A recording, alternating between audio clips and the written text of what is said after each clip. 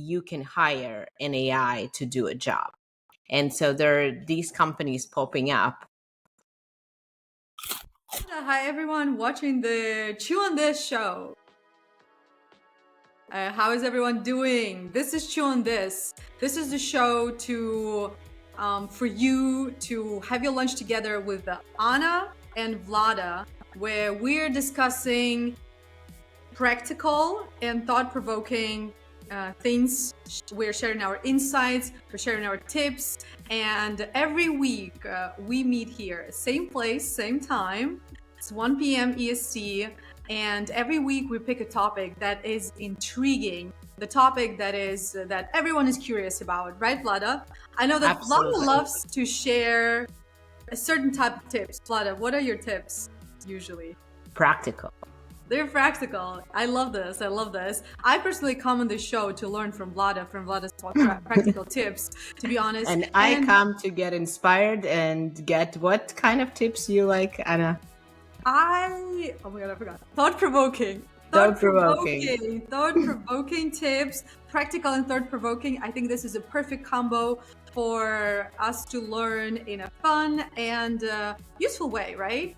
Today's topic, Vlada, what is it today? What are we talking about today? We are talking about content creation.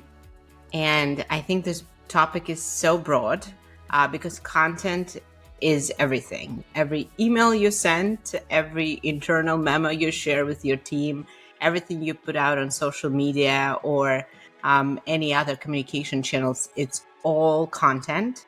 And that's where most of us spend majority of our time. And today we're going to talk about tested tips, right, Anna, to do it in 20 minutes or less. How can AI really level up our content in less time? Absolutely. And to be honest, I hope that a lot of people are going to watch this episode and a lot of people are going to change their mind about using AI tools every day, not only for content creation, but generally for content creation, regardless whether you are a content creator, social media content creator, you can create content, like you said, for your team, sharing some internal information. That is really helpful. And I can tell you right off the bat, I have created a presentation for my client, or a new client. I've been doing this today, and also I did that yesterday using AI. Of course, the combination of traditional and non-traditional, but to be honest, I was so happy that I didn't have to delegate some certain things to my graphic designer on the team. It saved me so much time. I created graphics myself and I loved it, but I had still to create some workarounds because, AI generates content or graphic content or text content. You still have to edit it, right? You still have to work a little bit with it to make it to make it a good fit for whatever you need. So definitely there is a combination, and I feel like this is the challenge that a lot of people don't get, or maybe oversee. So the moment they start using AI to create content, they see that it's not perfect, right? And then there's like one comment that I keep hearing from everyone: it's not perfect. It's not there yet. I'm gonna do this. Thank God, the moment is gonna be perfect. I'm just gonna do it my own old way, and that's, as we know, Vlada, with you, this is not growth. That's not growth minds thinking. Right. And I think one phrase that I really like, Anna, is that AI will not replace you in your job, but people who know how to use AI will. And that's what our show is about. So we're gonna have a lightning round of top 3 tips from each of us, and I'm excited to hear about what your 3 top tips are, and I'll share mine so we can just bounce one after the other. So number 1 tool, Anna. Yeah, let's bounce. So I just want to add to what I just mentioned, the presentation, right? You're probably curious, like, Anna, did you use any specific tool to create that presentation? Well, I will tell you, my go-to tool has been and still is ChatGPT, to be honest, right? That's my go-to tool. And I believe, because I did research, because I also conducted a webinar for English teachers on using AI for classroom work and for lesson planning. So I did my research on the apps, on the AI apps that that are out there, but still they're all based on pretty much GPT 4.3.2 technology. The only thing that these companies that use AI, they add their bulk of prompting, so it should be easier for you. Another thing that I did for my ChatGPT, I connected it with the extensions that are bot extensions. So for example, if I need to generate to create a resume, there is a resume GPT extension. Or for example, if I need to write a selling email or reach out, so there is this. And I've tested them all, and to be honest, some of them are good, some of them are not so good. But if you train yourself to prompt ChatGPT well, right? If you master your prompting skills, you can just use one app, a ChatGPT app, for anything pretty much. Because again, getting back to my presentation, right? So this is what I did. So that was like my steps. I created like an overview of what this presentation should be about. So for example, I did like 8 bullets because I needed 8 slides, and I gave ChatGPT this prompt, but also like I added like this should be a selling presentation for a tech client, blah blah blah. Like I gave other things, and you know what? It spat out like a perfect text for each slide. Of course, ChatGPT is pretty wordy, right? So I had to run another prompt saying, make it less verbose, less words, be like more up to the point. And you know what? I just copy pasted then the text and like added some information. And then, my presentation was just text. I was like, okay, I need to add some graphics. So I did run again in the same window, because I think it was like I trained it a little bit already. In the same window, I asked ChatGPT to create a graphic for certain slides. For example, about us slide, and it gave me this graphic. And then I said, okay, generate graphic for the problem slide, and then for the solution slide. And it generated graphic. The only thing, again, my tip when you want to generate graphic through ChatGPT, you don't want text. You don't want this text on your picture, because like ChatGPT is not really good with the text on the picture. So when you're prompting in your prompt, make sure you say no text, and that's it. That's pretty much it. I do have an app that people use for presentations. Like there is an app that is called Poe, Poe, but like again, this is pretty much what you can create kind of yourself in ChatGPT if you connect those bots. So like in this app, you can so like when you log in, you can see different bots for like I said, creating memes or creating presentations or creating super high quality graphics. And I did try it out. It, like I said, it works great. I mean, but still your prompt has to be quite specific and be prepared for iterations and iterations, honestly. So it's up to you whether you want to pay these $20 per month for ChatGPT, or you want to pick another app that is pretty much the same, but it might ask you, it might require less of your prompting skill or effort, or maybe not, because like we never know how this technology is super new, so it's all testing out. So that's my tip number 1 on in terms of the app that I use on the daily. To be honest, I use ChatGPT all the time for, like you said, for all kinds of content. Yeah, but what about you? What's your go-to app or go-to tip? Well, I'm actually really excited to share, because I think this app actually beats ChatGPT.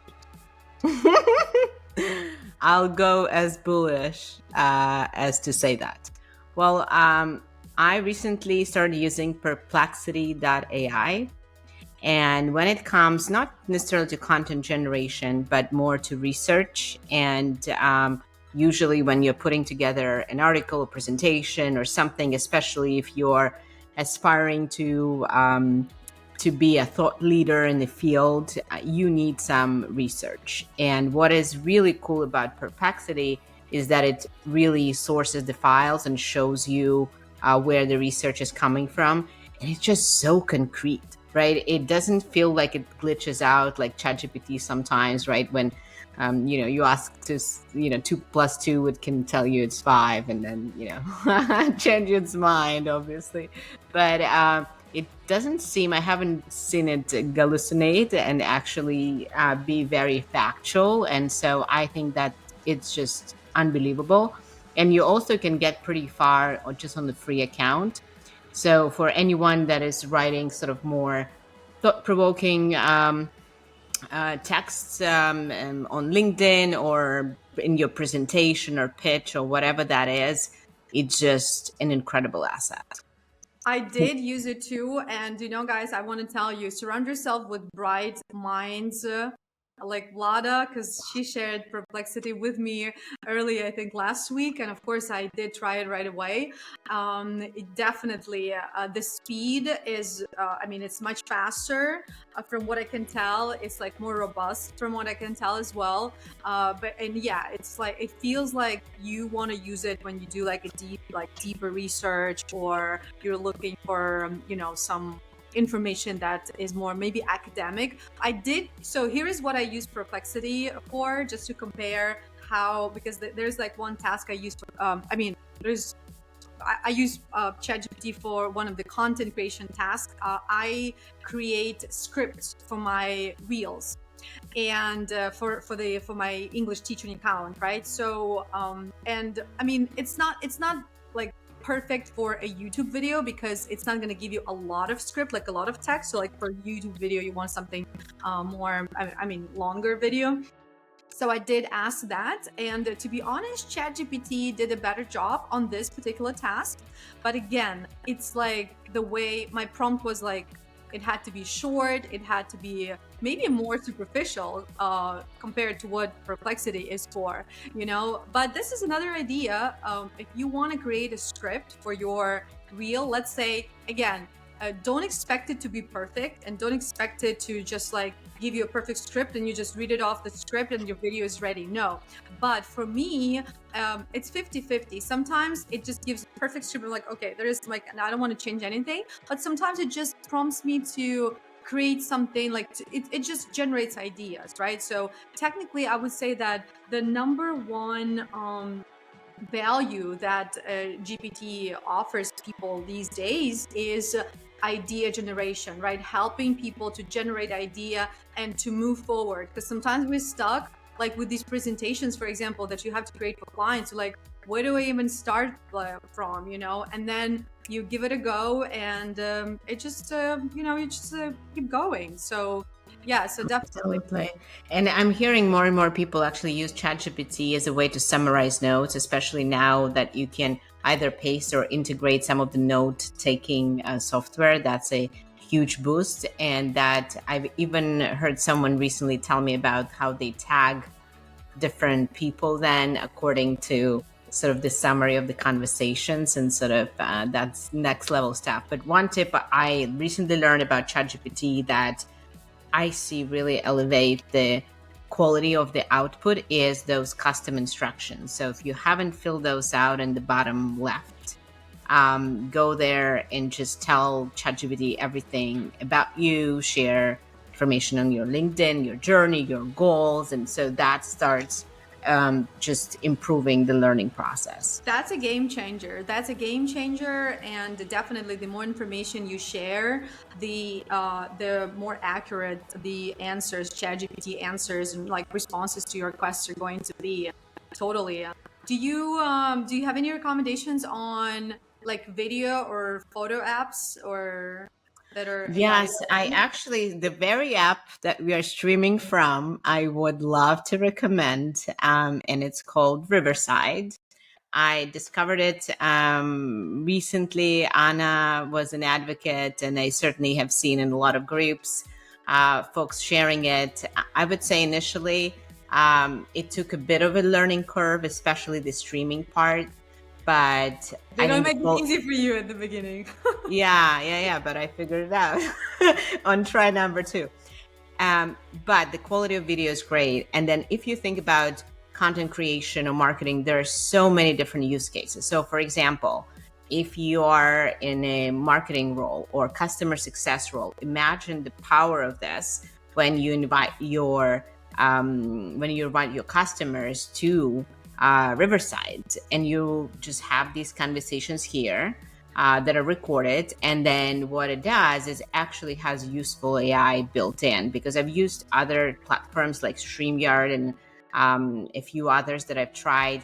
They have AI, but it's not useful AI. Riverside has useful AI, which is all the difference. And it creates these snippets, and then it can be something immediately, an asset that you can then use in your marketing from your customer interviews. Or maybe it's even internal advocates and you want to share something with a broader team. You get everyone on Riverside and you record it. So there are so many cool ways that it could be used, not only for those sort of content creation folks who are streaming, podcasting, and doing all sorts of Just like us, podcasters. but in regular way of running business, I can see so many really cool applications where you produce high quality video of your customers talking about your product, and then you cut it up magically in those short reels and clips. And obviously short form is the content that performs the best, and you have already, from every interview, you can have 5-6 assets ready to go. Yeah, absolutely. There is another app that I personally used a couple of times just to test it out. That is a video app. So this app allows you to create videos from a text prompt or a photo prompt, right? So you can upload your photo and they like animate it, for example, or you type in the text and they create like a 4-second video, right? So like it's not going to be tons of seconds or minutes of video. This app is called Runway. Just wanted to share. I didn't have like a lot of, like I said, I didn't have much time or need to test it out because I create my own videos with my face, right? But like this is an opportunity for someone to try out creating AI videos. The only thing is that you will have to pay for it. Yes, it's not going to be perfect, of course, because like if the text is not perfect, of course, video content and AI video content and AI picture content is not going to be perfect. Right. Yeah. So like that's the hardship here. Yeah, and related to that, isn't there an app, Hey Jen, I think it's called, where it effectively translates everything you say. Let's say I'm speaking English, but with the same video that I upload, I can be speaking like 15 different languages, and that certainly is huge for I think Caption is doing this, right? captions are doing it too. Caption is doing this. I use this actually. Yeah. Speaking of that, Caption is of course my go-to. So my go-to apps that I use on the daily, it's Caption, of course, to add subtitles, but also to change the language. So sometimes I record a video in English, but I need it in Spanish. So I would change, not only subtitles, but also my voice. My voice is super funny when I speak Spanish, and I have American accent speaking Spanish for some reason. Well, I guess because it translates from English, right? So I do that. So that's my go-to app, and but pretty much any app these days they added this AI feature, like you said, note taking and subtitles. So there is another content creation app that I use a lot to edit videos and even photos, but like mostly for videos. It's called InShot. And of course, they also added AI features. For example, subtitles, like AI subtitles, and some other things I haven't explored yet, like everything. But I see that they have like a lot of AI updates. And as far as note taking goes, the last week I tested out this a new app. It's called Roam. This is like a new generation virtual office, and they also have, they call them, it's magic minutes, but like they inbuilt this really cool tool that, like you said, Vlada takes notes of during the meeting and like text people and but like it's super organized, like you said, it's not just a script of like whatever yada yada people are talking about, but like very organized, and it's like a memo technically. And yes, I think that all these companies that are like building cool things, they figured out how they can add value to their product now with AI. And this is actually what we do. So we just launched English for IT Academy. This is a new platform for people to come on board and practice English daily. And we also have like inbuilt AI feature for people. Oh, I didn't know. Yeah, it's like it helps people to create message to get started. And you know what? I've seen it in action because we have just onboarded a couple of hundreds of people, and they all like texted me. And the reason why they texted me, because they had this prompt, and then a lot of people were like following up, Anna, I didn't create that message from scratch, but like your tool helped me, but this is me writing to you. And like but, it triggered the conversation, and usually people are super reluctant to to send out that first reach out message. And I'm like, wow, this is crazy, this is amazing, and for people who are learning English especially, because they made this initial move and now they feel more open and more relaxed to continue the conversation. That was like an icebreaker. Awesome. Well, last one from me. And if you have any must-have tool that you use, please think about it. It's now I'm done with mine. done. Well, so we talked a lot about tools that you can use to be more productive, more creative, more capable even, right? I'm not a great video editor, but with these tools, anyone can edit and do that fast. One platform I recently discovered, and I'm still early days with it, is really the future work. So imagine, rather than hiring a whole marketing team, you can hire an AI to do a job. And so there are these companies popping up, and for a few $100s a month, you can have a marketing assistant, or you can have a graphic designer. And of course, the work is somewhat limited, but it's really purpose built to perform that function. And so the company that I've started testing out is called getwork.ai, where you literally go on the website and you can hire people for a few $100s. And I don't know if there are actual maybe people somehow participating on the back end. It's a little slower than ChatGPT, but it's really, really cool.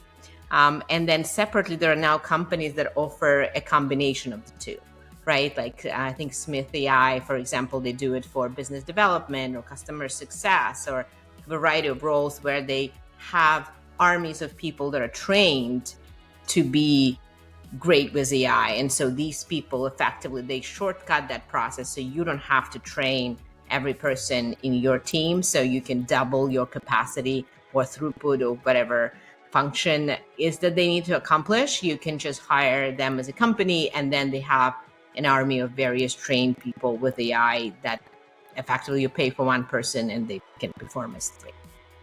That's very interesting. Really cool. Let's share all the links to the apps that we discussed in the description to the video, right? For people just to test them out. I'm totally ready to work with AI people alongside user now. It's just like, I am a firm believer in small teams. You don't need like inflated team to do a good job, right? But if you have this small core team that you can also that you can delegate mundane or routine or I don't know, boring tasks to AI assistants, that's wonderful. However, in order to have an AI assistant, you need to be a very much a curious, educated, profound, hardworking personality, because it's like you will have to figure it out. And I think that's the challenge, and this is my final remark here for this video.